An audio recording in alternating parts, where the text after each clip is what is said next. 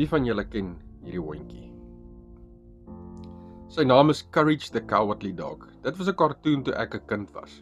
En kom ek sê vir jou, dit is seker een van die beste stories gewees, want hy het my les geleer. Hulle bly hier in die middel van nêrens en hy wil tog net 'n vrede leef en in liefde leef, maar oral rondom hierdie woefie is dit net ewels en donker monsters en goeters wat hom wil treiter en hom wil terg. En so banggat soos hierdie hondjie is, hy skree sy longe uit. Dit is eintlik hilarious. Hy skree sy longe uit en hy hardloop hier weg en daar weg. En dan kom die pinnacle van die episode. En besluit hy man, nee, hy fight nou terug. Seker hoekom sy naam Courage is, nê.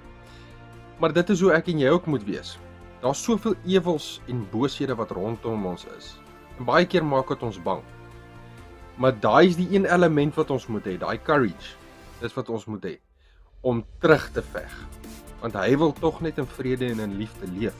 Op die einde van die dag gaan oorwin hy dit. Nou hoe kan ons hierdie met die Bybel invleg?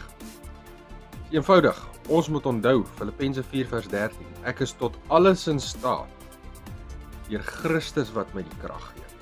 Onthou daai woorde. Jy is tot alles in staat deur Christus wat vir jou die krag gee. En dan ook nou natuurlik kan ons gaan kyk na Efesiërs 6, die wapenrusting. As ek geklee is met daai wapenrusting, dan het ek darm iets om my te beskerm, nê? Nou ja, dis die gedagte vir die dag. Mooi bly.